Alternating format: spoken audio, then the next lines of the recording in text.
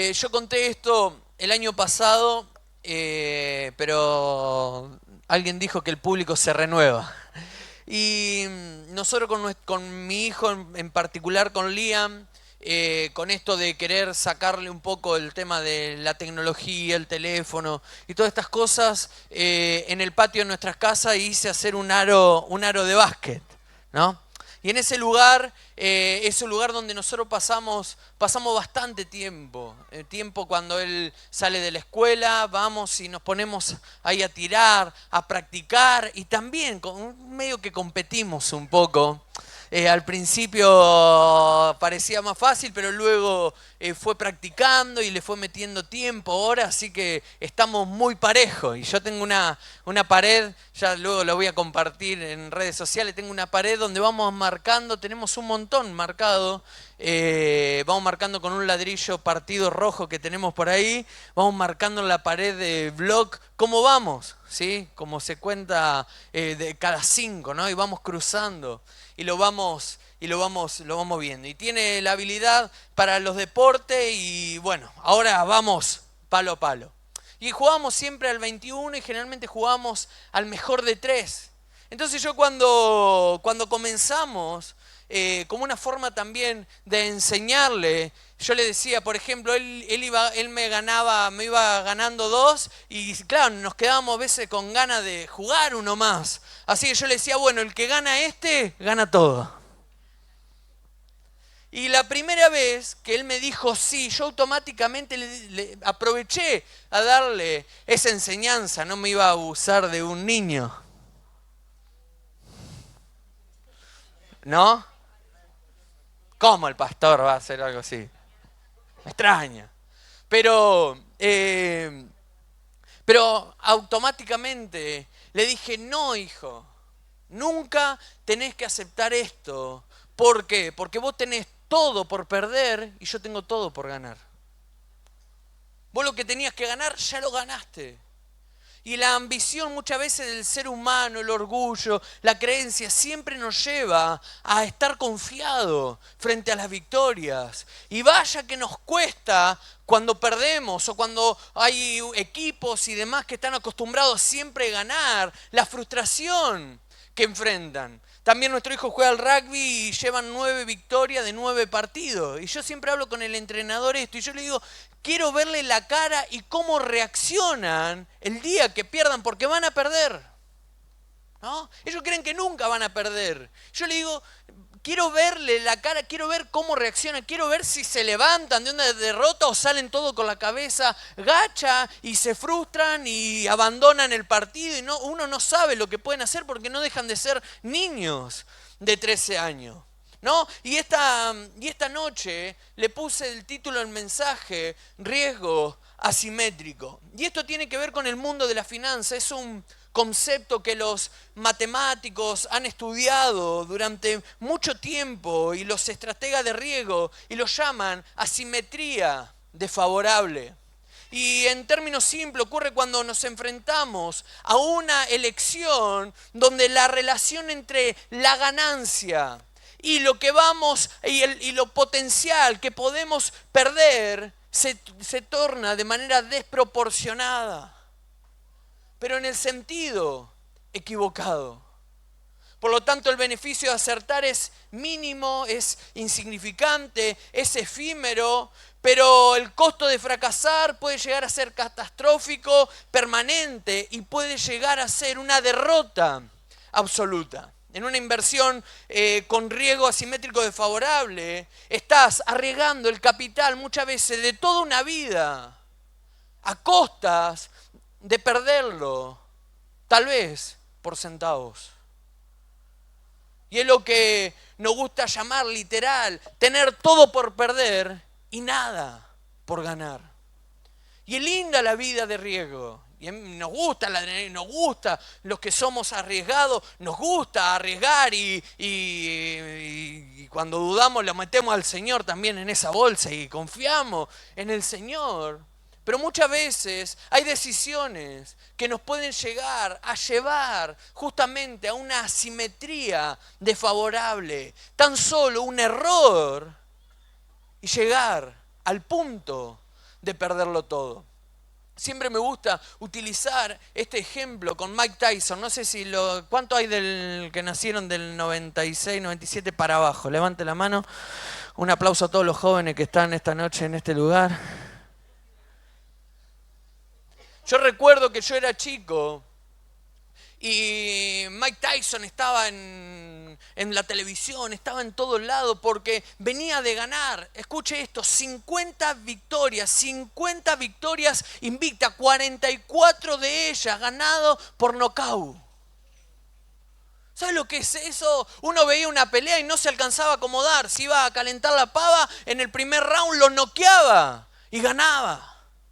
¿No? Y las personas que logran 50 victorias, que 44 por nocaut, personas que salen confiadas, equipos que salen confiados a ganar, muchas veces cuando se enfrentan a una derrota suele ser la caída más grande y más catastrófica para esa persona. Así que en el año 1996 se enfrenta a Holyfield. Y Holyfield, que era además de ser un gran boxeador, era un hombre devoto que confiaba y creía en Dios y era abiertamente, confesaba su fe. Y en el 1996 se enfrenta a Mike Tyson y le gana, le roba el invicto de 50 victorias, se lo roba a este hombre. Así que el hombre que era el hombre de acero, el hombre que lograba todo, el hombre que era capaz de derrotar, era capaz de aniquilar a un rival, de pronto se encuentra que alguien lo derrota. Así que el ring estaba encendido, pero de pronto vino el fracaso, vino la derrota. Así que durante todo ese año Mike Tyson se prepara para poder pelear. Así que el 28 de junio de 1997 en Las Vegas tiene al fin la revancha para poder volver a recuperar ese título y poder volver a la victoria una vez más contra el mismo rival. ¿Saben lo que es enfrentarte otra vez al mismo rival? Así que cuando lo va a enfrentar todo parecía que iba a estar bien, pero de pronto le empiezan a dominar la pelea y se empieza a sentir derrotado. Así que Mike Tyson toma una decisión y agarra y le muerde la oreja a Holyfield. Ahora todos se acuerdan. Y cuando le muerde la oreja, se grita, pueden ver luego, los que les guste el boxeo pueden ver la pelea luego, está en YouTube.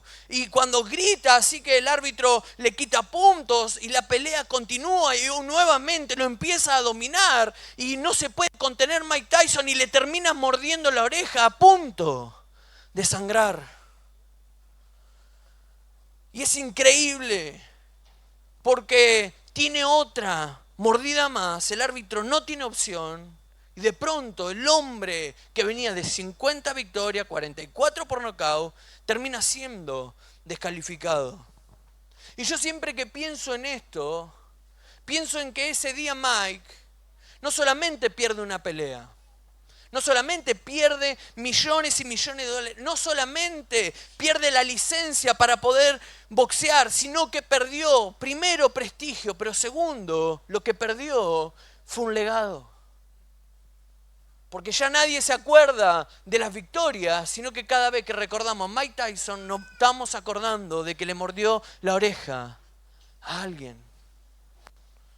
La palabra habla acerca de esto en Proverbios capítulo 16, versículo 18. Y dice la palabra que antes del quebrantamiento es la soberbia. Si tenemos soberbia, en nuestro paso siguiente es el quebrantamiento. Y antes de la caída, dice la palabra, es la altivez de corazón. Y el problema, mis amados, no es que no ganemos, que no tengamos mentalidad de ganadores, que no tenemos que dar lugar a la mentalidad de derrota, a la mentalidad de fracaso. Claro que no, la palabra dice, si hay algo bueno, algo que demos gloria en eso, dice la palabra, pensá en todo lo bueno, dice la palabra. Y es tremendo. Ahora en ese día Dejó de ser recordado como el más grande a pasar a la historia por simplemente una mordida. Porque cuando peleas una batalla equivocada, aunque tengas todo el talento, lo podés perder todo en un segundo. Y esto nos deja una enseñanza. Yo cuando fui a la escuela, recuerdo que la primera clase de historia me enseñaron y me dijeron que la historia era para poder contar los hechos que habían sucedido y no volverlos a repetir. Y no hay nada peor que la persona que dice, no, yo voy a experimentar mis propias derrotas y no aprende de las derrotas de otros. Así que no perdió. Yo creo que Mike no perdió ese día contra el Holyfield, sino que perdió contra él mismo. No fue un puño lo que lo venció. No fue el orgullo, fue el orgullo, fue la frustración, fue una mala decisión en un segundo. Y siempre desde afuera es fácil. Los opinólogos andan por todos lados. Los que dan consejos, los consejeros crónicos, los encontramos por todos lados. Por eso alguien dijo, antes de subir al ring, todo el mundo te aplauden. Te dicen, vamos campeón, vamos que podés. Pero cuando arranca la pelea, ni el banquito te deja. Estás solo en esa pelea.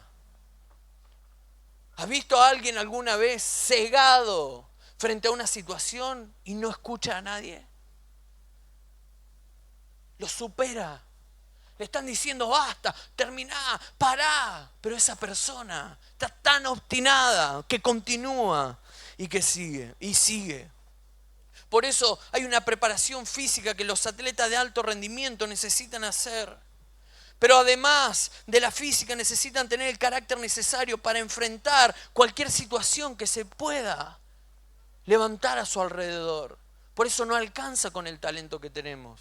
No alcanza con una victoria, no alcanza con haber logrado algo, sino que necesitamos desarrollar el carácter necesario para nuestra vida. ¿Está entendiendo lo que digo, sí o no? Saber elegir las peleas.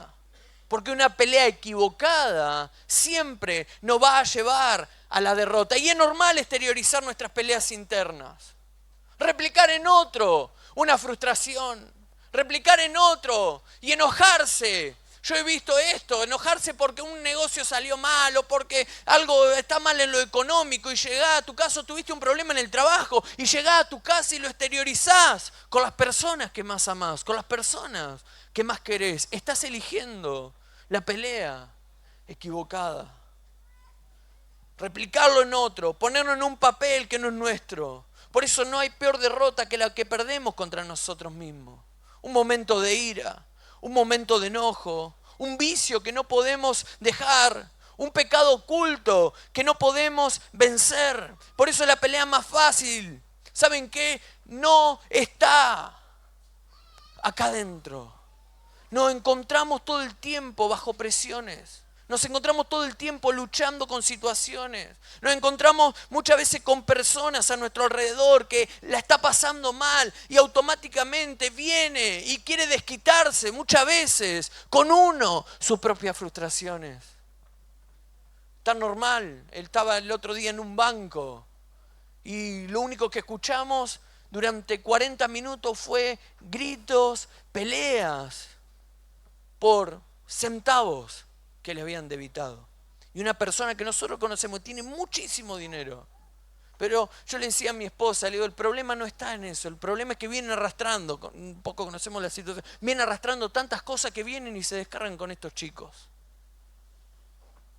Porque estamos eligiendo muchas veces nuestra pelea de manera equivocada.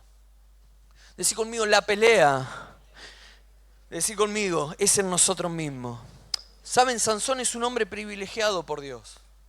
Tiene un talento específico. Dios lo levanta como un juez para Israel, para matar a los filisteos. Es un hombre que está capacitado para luchar, para pelear con fuerza sobrenatural. Es capaz de agarrar portones y arrancarlos.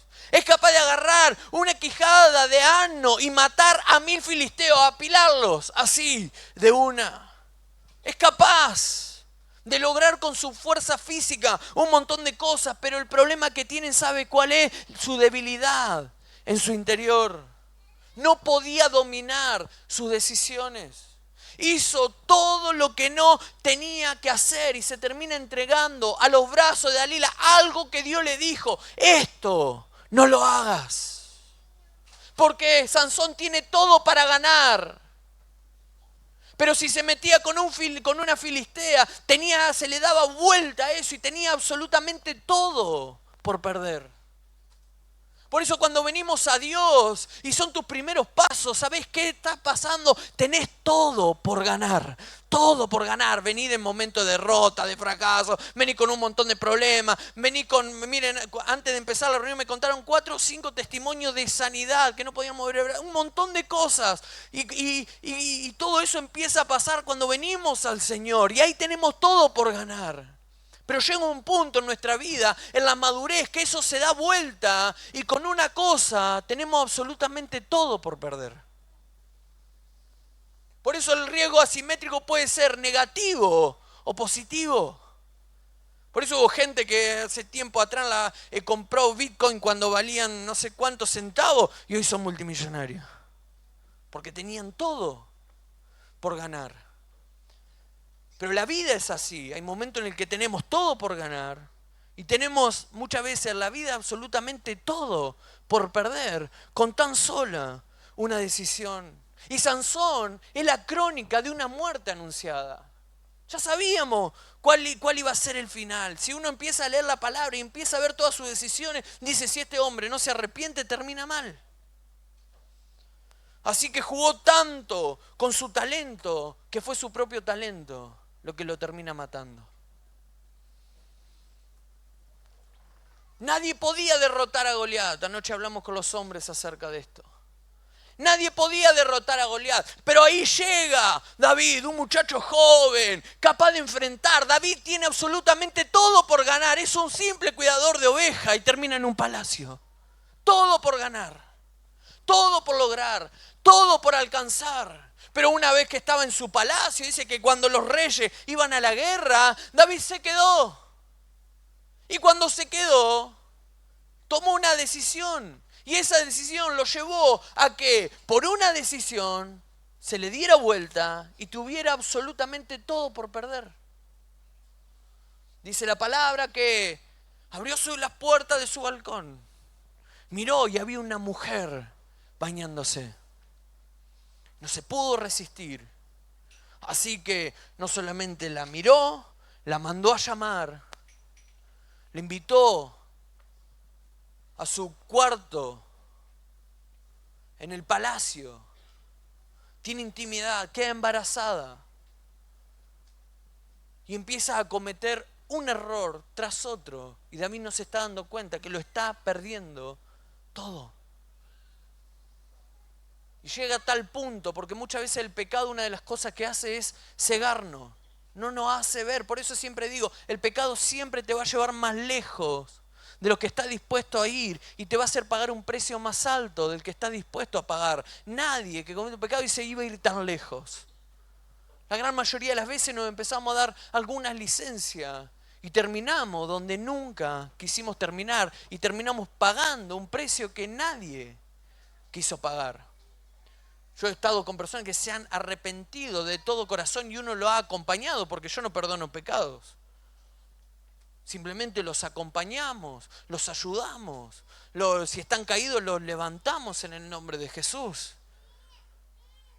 Pero yo he escuchado esto una y otra vez. No sabía que me iba a salir tan caro. No sabía que podía llegar tan lejos. Hice lo que nunca imaginé que podía hacer.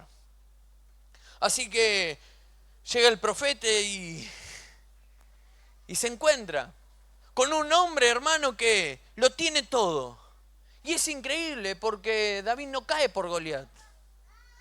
Cae por él mismo. Fue derrotado. Se derrotó a sí mismo. Así que ahora llega Natán y le empieza a relatar una historia. Había 2 hombres en una ciudad. Uno era rico, el otro era pobre. Y el rico tenía numerosas vacas, tenía numerosas ovejas, pero el pobre no tenía más que una sola corderita que le había comprado. La amamantaba, le daba de comer, en su regazo la tenía, la cuidaba. Pero el hombre rico resulta que recibe a un caminante. Y a pesar de haber tenido un montón de ovejas, va y le arrebata la única oveja que tiene este hombre. Y yo imagino a David, se empieza a enardecer, empieza a decir, ¿cómo puede estar pasando una situación como esta? Así que el hombre rico guisó para el caminante que había venido a él. Entonces dice la palabra que se encendió en ira. El furor, dice David, en gran manera contra aquel hombre. Y dijo a Natán, vive Jehová, que el que hizo esto es digno de muerte. Y Natán le tiene que decir, David, ese hombre sos vos. Porque muchas veces no podemos ver nuestro propio pecado, pero podemos ver el pecado de los demás. Podemos ver quién se equivoca, podemos ver quién falla. Somos opinólogos, podemos decir aquel qué decisión debería haber tomado. Por eso dice la palabra, ojo, no sea cosa que estés mirando la paja en el ojo ajeno y vos tengas una viga. Y David está mirando y está diciendo, ese hombre tiene que morir. Y Natán le tiene que decir, David, ese hombre sos vos. Se rescata de David, a pesar de haber hecho lo que no tenía que hacer, que automáticamente se arrepiente. Una virtud que no todo el mundo tiene. Porque no esperó. Dijo, yo necesito arrepentirme. ¿Qué es lo que tengo que hacer? Pero el pecado, decí conmigo, el pecado trae consecuencias. Y las consecuencias se pagan. Pedro es capaz de sacar una espada para defender a Jesús. Es capaz de sacar su espada y cortarle la oreja a alguien. Y decir, yo, Jesús, si tengo que morir contigo, muero. Jesús lo tiene que reprender. Si leen un poquito diciéndole, oh, verdaderamente este es el Hijo de Dios. Y dice, oh, esto no te lo ha revelado carne ni sangre. Y vemos unas liñitas más abajo en la Biblia de papel y Jesús lo está reprendiendo. Aléjate de mí, Satanás le dice. Porque me eres un estorbo. Y este hombre que es capaz de sacar una espada y jurarle lealtad a Jesús, apenas vino la primera prueba, lo niega 3 veces.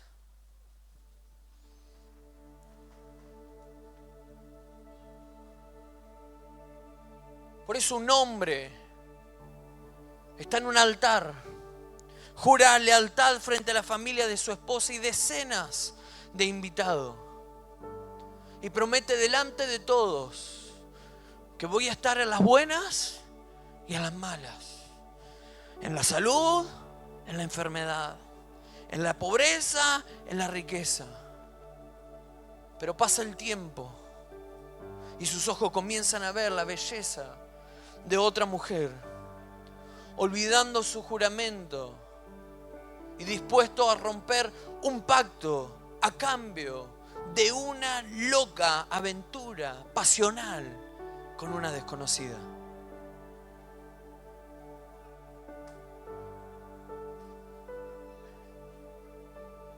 Al punto de perderlo todo.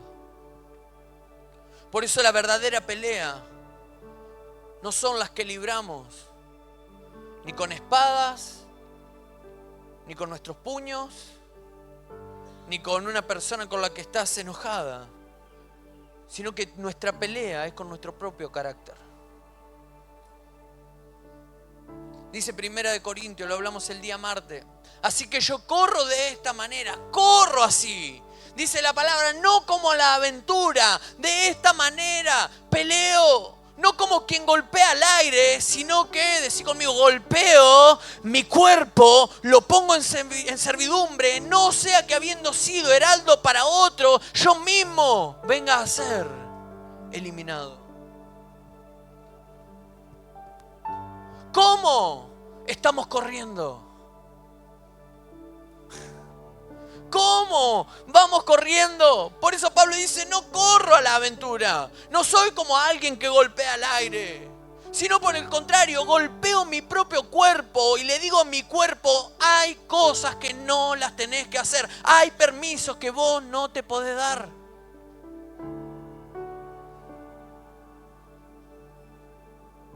Porque nadie cae en público. La gran mayoría cae en el privado. Por eso dice Pablo, no peleo como quien golpea al aire. No está librando batallas que no van a traer ningún resultado para su vida.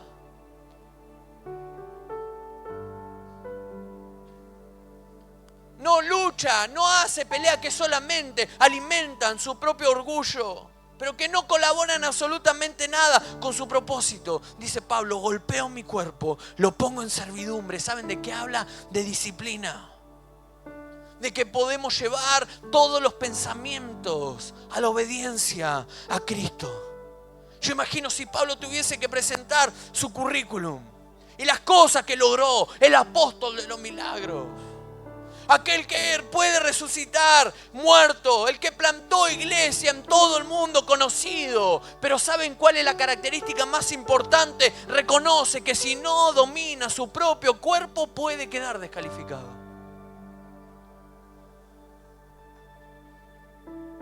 Porque no es la pelea que estamos peleando, no es con los demás, es con nosotros mismos. Pero el hombre tiene la tendencia a echarle las culpas al otro. Reaccionaste y le decís que me hizo enojar.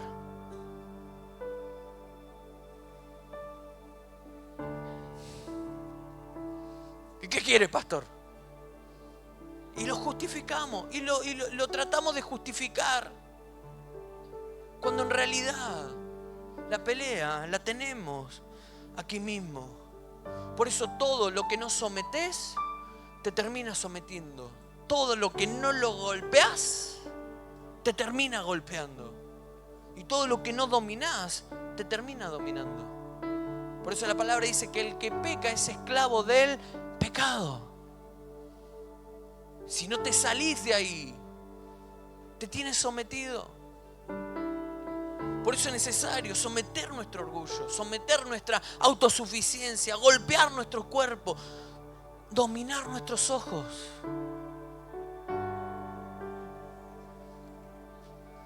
Entonces la pregunta que tengo hoy es, ¿intención o condición?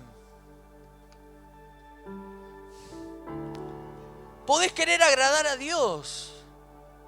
Podés tener la intención de querer agradar a Dios, pero si no te entrenás en tu carácter, la carne te va a pasar factura. Si no lo dominás, por más que tengas buenas intenciones, vas a vivir luchando con lo mismo. Por eso la intención sin disciplina es como que tengas un auto lleno de combustible, pero no tengas rueda para moverlo. Quiere moverse, pero no avanza. Entrenate en el nombre de Jesús para situaciones futuras. Nosotros a nuestros hijos les enseñamos, hijo, si a vos te pasa esto, vos tenés que reaccionar así. Hijo, si a vos te pasa esto, vos tenés que hacer esto. Hijo, ¿qué pasaría si lo estamos entrenando? Lo estamos preparando. ¿Puede equivocarse? Sí. Pero lo estamos entrenando. Hijo, ¿qué harías si un compañero tuyo te muestra pornografía? Miren, pregúnteselo. Pregúnteselo cuando venga. Y le va a hablar de todo esto, de lo que hacemos. Me dice, no, yo me doy vuelta y no lo miro, me voy, me alejo. Si no nos entrenamos. ¿Se imaginan un boxeador o un corredor o un maratonista que dice, ay, hoy me levanté con una gana de correr 42K? Un domingo te levantaste así como diciendo, la verdad que tengo ganas de ir a anotarme a la maratón. Si llegás con vida te llevan en ambulancia. ¿Por qué? Porque no estás entrenado. Necesitamos entrenar a nuestra próxima generación. Padre, papá, mamá, tener la responsabilidad como papá de entrenar a tus hijos para las cosas que están enfrentando hoy en día. Hoy es normal que le vendan droga en los colegios. Y no importa si son privados o públicos. Como iglesia nos llegan un montón de problemáticas. Y además los chicos cuentan todo. La pregunta es, ¿por qué muchas veces no nos cuentan a nosotros como padres?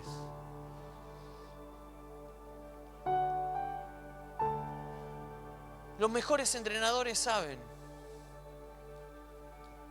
que los mejores equipos son los que primero defienden bien y luego atacan. Y muchas veces nosotros estamos todo el tiempo preparados para atacar, pero no estamos preparados para defendernos. No estamos preparados para apagar los dardos que muchas veces vienen a nuestras vidas y somos bombardeados todo el tiempo. Todo el tiempo hay alguien que nos quiere encender a ver si nos prendemos.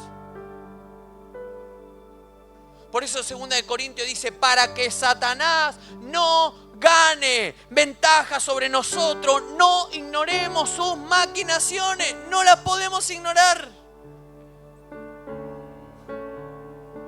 Por eso todo mal hábito necesita un buen hábito. La Biblia dice, el que robaba, ahora no robe más. Quédese tomando mate en su casa. ¿Dice eso? Antes robaba, ahora no lo hagas más. Por eso los malos hábitos son transformados, son cambiados por buenos hábitos. Y ahora dice, ahora que tus manos hagan lo bueno y compartas con generosidad. Antes le robaba, ahora le das. Es tremendo. Antes le sacabas, pero ahora el Señor te transformó, el Señor te cambió. Y no solamente no lo haces más, sino que ahora tus manos trabajan y poder dar a otro. Antes tenía un lenguaje grosero, ofensivo, pero ahora dice la palabra, todo lo que digan a partir de ahora tiene que ser útil. Bueno, a fin de que las palabras que digan sean un estímulo, escuche esto, sean un estímulo para quien las oigan. Antes hablábamos, hermano, como un desastre, mal. Pero el Señor nos transforma, nos cambia nuestra forma de hablar, cambia nuestro lenguaje, cambia nuestras expresiones, cambia la forma en la que hablamos. Y ahora todo lo que decimos es para estímulo y es para que otros sean bendecidos. Por eso no es intención, es una condición. Entrenate para situaciones futuras. Pablo le escribe a Timoteo y le dice, ejercitate en la piedad. Compasión, misericordia, bondad. Y le dice, y no te canses de hacer el bien.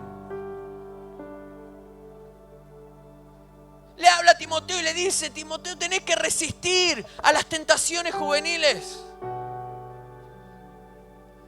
Pablo le escribe a Timoteo y le dice, huye también de las pasiones juveniles y sigue la justicia, la fe, el amor, la paz, junto con aquellos con quienes tienen un corazón limpio e invocan al Señor. Prepárate para enfrentar el orgullo, porque hoy tal vez estás así. Alguien dijo, la otra vez escuché a alguien que dijo, rascando lo último del tarro, no sé cómo es eso, pero cansado de rascar lo último del tarro, dijo. Yo escuché eso. Qué interesante analogía. Pero prepárate en el nombre de Jesús para cuando Dios te bendiga, porque tu condición actual no es tu condición futura. Por eso entrenate. Usías es un rey, amados, que en sus principios hizo lo bueno. Pero Crónica termina hablando de Usías y dice, cuando ya era fuerte, su corazón se enalteció. ¿Y saben para qué se enalteció? Dice en Crónicas, para su propia ruina. Porque dice la palabra del Señor que se rebeló contra Dios, entrando en el templo de Jehová para quemar incienso en el altar del incienso. Por eso el orgullo siempre va a tener cuotas complejas. Y el problema, mis amados, repito, no es cuando empezás. El problema está cuando vas subiendo. Por eso el orgullo tiene cuotas complejas. El orgullo cambia la honra por vergüenza. Proverbio 11 dice, cuando viene la soberbia, también viene la deshonra. Pero con los humildes, dice la palabra, está la sabiduría. El orgullo endurece nuestro corazón contra Dios. ¿Recuerdan el faraón? Cuando Moisés le habla en Éxodo capítulo 5, versículo 2. Cuando Moisés le habló en el nombre de Jehová, él respondió, ¿quién es Jehová para que yo oiga su voz? Y termina perdiendo su hijo. Tercero, el orgullo hace que Dios mismo se convierta en tu oponente. ¿Sabías esto? Decí conmigo, el orgullo me pone en contra de Dios. Y no te estoy preguntando si te congregás, si venís, si lees la Biblia. No te estoy preguntando eso. La palabra dice que cuando nuestro orgullo, dice, Dios resiste a los soberbios. Dios resiste a los soberbios, pero dice la palabra, pero Él da gracia a los humildes. Es fuerte. Es fuerte, porque ¿saben qué? No dice que Dios te ignora cuando sos orgulloso. No dice que Dios te ignora cuando somos orgullosos, orgullosa. No dice esto, sino que Él dice que lo resisto. Es decir, que el soberbio no pelea solo contra la vida, sino que ahora está peleando también contra Dios. Se pone a Dios en su propia contra. Y quiero decirte algo. Todavía nadie le ha ganado a Dios.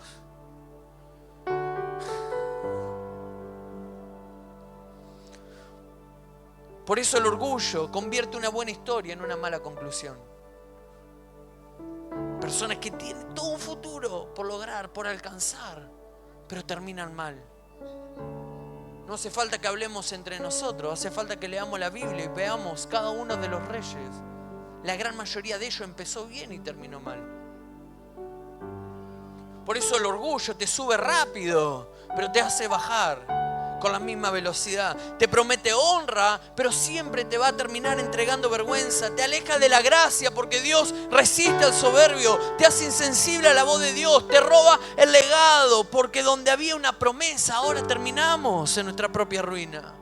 Por eso el orgullo es la fábrica de caída.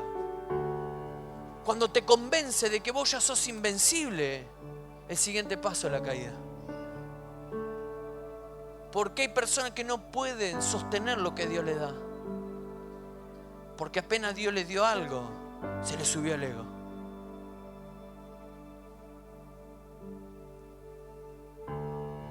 Por eso Dios le habla a Israel en Deuteronomio capítulo 8. Le dice, el Señor a ustedes, muchachos, lo va a llevar a una buena tierra.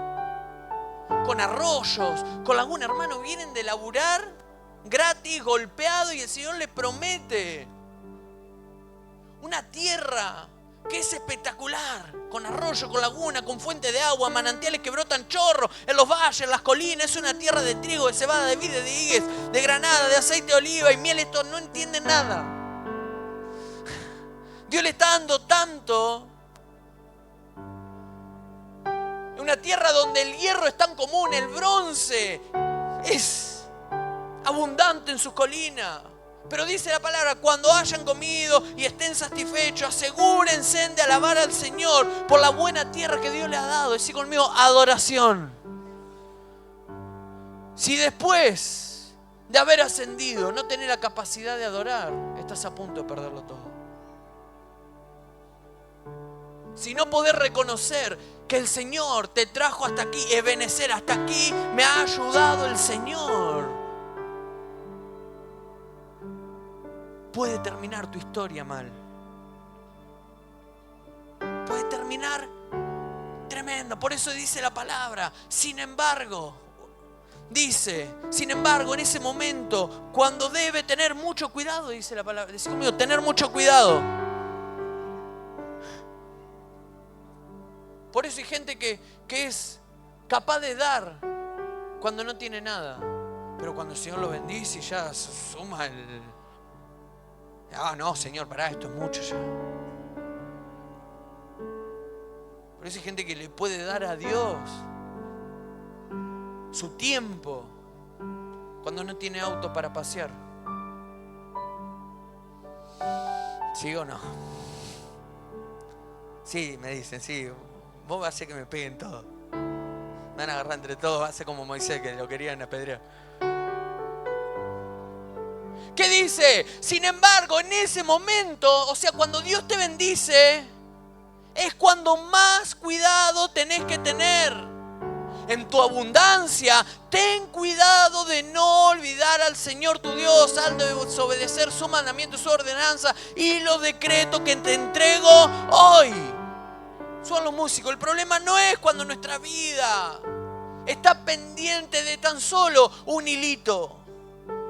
Tampoco cuando depende de un milagro de parte de Dios, sino es cuando creemos que lo sabemos todo. Eso realmente es peligroso, porque una vez que logramos la estabilidad en nuestra vida, tenemos más cosas que perder que por ganar.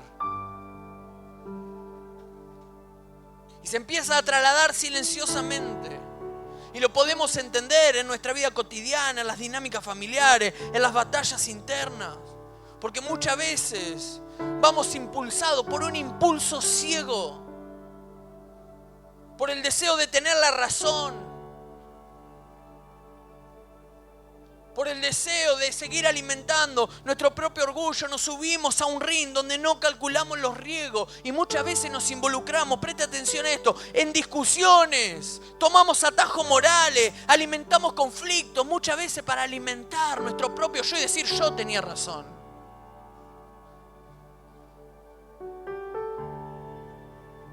Por eso el discutir muchas veces con algunas personas es como pelear con los cerdos en el barro. Vos te estás embarrando y ellos lo están disfrutando. Están diciendo, esta es mi salsa. Porque hay gente que no tiene nada para perder y necesita involucrarte para embarrarte a vos también. Por eso hay cosas donde si ganamos no suma nada a nuestras vidas. Se transforma en una ganancia mínima, pero si lo perdés, perdés todo.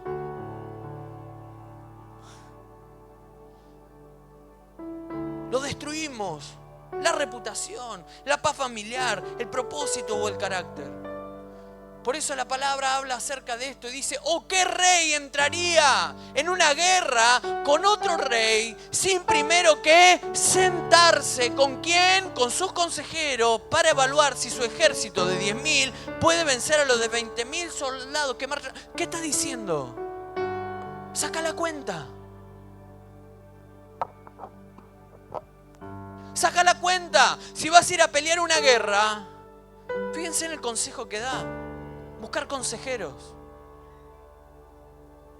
Por eso cuando te vayas a meter en una batalla, en una pelea, en lo que sea, busca el consejo.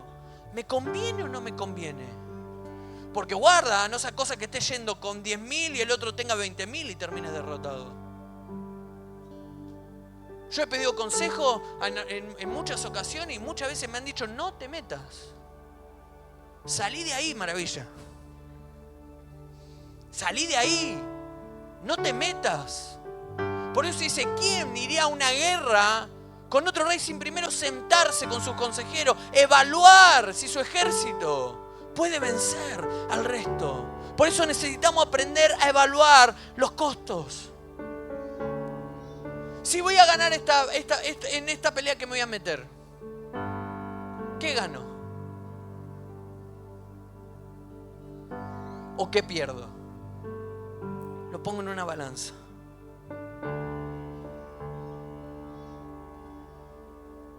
No la peleo. Hay batallas que las necesitamos pelear.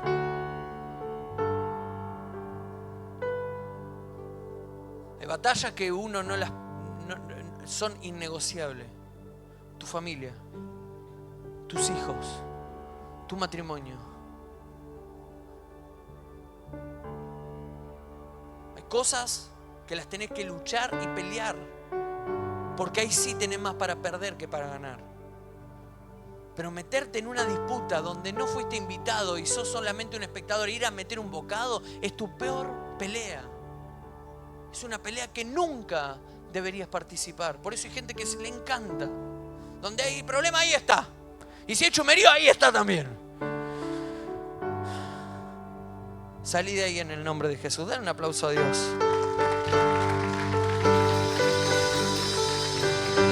La soberbia hace de que te creas invencible. Fíjense lo que es la soberbia. Cree que nunca vamos a perder una batalla. La soberbia te hace creer de que vos sos invencible, que todo lo podés lograr. Oh, Daniel sabe, todo lo puede. No lo puede todo.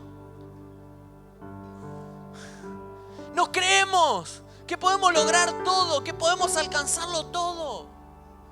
Y muchas veces no nos preguntamos ni siquiera a qué costo. Por eso el ser humano tiene una tendencia trágica a subestimar las consecuencias de sus decisiones en el momento de mayor presión. Subestima la decisión que está tomando. Nos cuesta sentarnos a evaluar si realmente la batalla vale el precio de la derrota. La soberbia nos hace creer esto, que somos invencibles, nubla nuestra capacidad de ver, que nos estamos poniendo una pérdida total a cambio muchas veces de una satisfacción egocéntrica. Por eso uno dice, ¿cómo puedo perderlo? Por un placer momentáneo. Por eso Moisés en la Biblia, y termino con esto, dice la Biblia de que Moisés es el hombre más manso. El hombre más manso de toda la tierra. No más menso, más manso, más tranquilo. Pero dice la palabra del Señor, y voy a tomar dos relatos rápidos. Éxodo capítulo 17, número capítulo 20. Luego léalo. Son dos historias muy parecidas, pero son en dos tiempos diferentes. Y dice la palabra de que el pueblo de Israel tiene sed. Y cuando tiene sed, dice la palabra que le consultaron al Señor porque, claro, lo quieren matar. Le toca liderar a un pueblo, hermano, complicadísimo, difícil. Pueblo quejoso. Están frente al mar, se quejan. No tienen sed, se quejan. Tienen hambre, se quejan. Está nublado, se quejan. Llueve, se quejan. Hay humedad, se quejan. No estoy hablando de ustedes. Estoy hablando del pueblo de Israel. Y se queja todo el tiempo. Y todo el tiempo le están diciendo, deberíamos volver, deberíamos volver, deberíamos volver. Allá estábamos mejor, allá estábamos mejor. Yo imagino, Dios mío, si te toca liderar un pueblo así, ¿no? Menos mal que ustedes son todos buenos, che. Ay, Dios. Y claro, dice que toda la comunidad de Israel partió y anduvo de un lugar al otro. Finalmente acamparon en Refidim. Dice, pero allí no había agua para que el pueblo bebiera. Así que el pueblo volvió a quejarse contra Moisés. Danos agua de beber, le reclamaron. Y Moisés le dice, cállense. ¿Por qué se quejan contra mí? ¿Por qué ponen a prueba a Dios? Dice, porque ellos, atormentados por la sed, seguían discutiendo con Moisés. Y le decían, ¿por qué nos sacaste de Egipto? ¿Quieren matarnos de sed ahora? Miren, hermano, el Dios que hace manifestaciones extraordinarias, 10 plagas, ya vieron el mar abrirse, ahora dicen que se van a morir de sed. Qué ridículo. Perdón, no tenía que decir. ¿Quieren matarnos de sed a nosotros, a nuestros hijos, a nuestros animales? Entonces Moisés clamó al Señor y le dijo, ¿qué hago con este pueblo que está a punto de apedrearme? Y el Señor le dijo a Moisés, pasa por delante del pueblo, toma tu vara, la que usaste para golpear las aguas en el Nilo, y lleva a algunos ancianos de Israel para que te acompañen. Y yo me pararé frente a ti sobre la roca en el monte Sinaí, y golpea la roca y saldrá aguas a chorro. Entonces el pueblo podrá beber. El Señor le da una orden y le dice, quiero que vaya y que golpees la piedra. Golpea la piedra y va a salir agua. Así que Moisés golpeó la roca, dice como se le indicó, y el agua brotó a chorro a la vista de todos los ancianos. ¡Wow! Pero número 20 relata una historia parecida. Nuevamente el pueblo vuelve a tener sed, el pueblo se vuelve a enojar, el pueblo lo quiere matar, el pueblo, y hasta que el más manso se enoja. Por eso yo, los que son tranquilitos, digo que este nunca se enoje porque hace un desastre. Se enoja. Y le dice, escuchen ustedes rebeldes. ¡Pah! Arrancó bravo, che. Gritó. ¿Acaso debemos sacarles agua de esta roca? Y Dios le dijo, quiero que vayas y que le hable a la roca. Decí conmigo, no había que golpear, había que hablar. Pero se enciende en ira Moisés. Este pueblo le sacó lo peor de adentro. Le sacó lo peor. Así que le dijo, escuchen rebelde, ¿acaso debemos sacarle agua de esta roca? Así que enseguida Moisés se levantó, dice, levantó su mano y golpeó la roca no una vez. ¿Cuántas veces? 2 veces, con la vara. Y dice que el agua que hizo brotó a chorro. Así que toda la comunidad, sus animales, quieren agua, hasta por las orejas le va a salir. Dice, hasta saciarse. Y uno dice, ¿a qué costo se enojó Moisés? ¿A qué costo un momento de enojo? ¿A qué costo un momento de ira? ¿Saben qué le costó? Decí conmigo, entrar a la tierra prometida. ¿Tenía razones para enojarse? ¿Tenía razones para ya decir, Señor, que caiga fuego del cielo y consumímelo todo esto? Miren que el Señor al pueblo de Israel varias veces le dijo, hacete un lado que los prendo fuego todos. Y fíjense en a qué costo. Porque le dice, sin embargo el Señor le dijo a Moisés y a Aarón, puesto que no confiaron lo suficiente en mí para demostrar mi santidad a los israelitas, ustedes no los llevarán a la tierra que le doy. Tengo una pregunta. ¿Alguna vez decidiste evaluar los costos de las peleas que hoy estás luchando? ¿Te preguntás a qué precio voy a seguir peleando esta batalla? ¿Hasta dónde me conviene? Es que, pastor, mi jefe me tiene repodrido. Lo voy a matar, pastor, lo voy a matar. Ore, pastor, para que, mire, no sé, haga algo. Bueno, vamos a orar. Señor, envíalo a China, Padre del Cielo, como gerente de alguna empresa multinacional. No lo podemos maldecir. ¿A qué precio peleamos? ¿A qué precio luchamos? Te pregunto, la batalla que estás librando en este tiempo, ¿cuánto tenés para ganar y cuánto tenés para perder?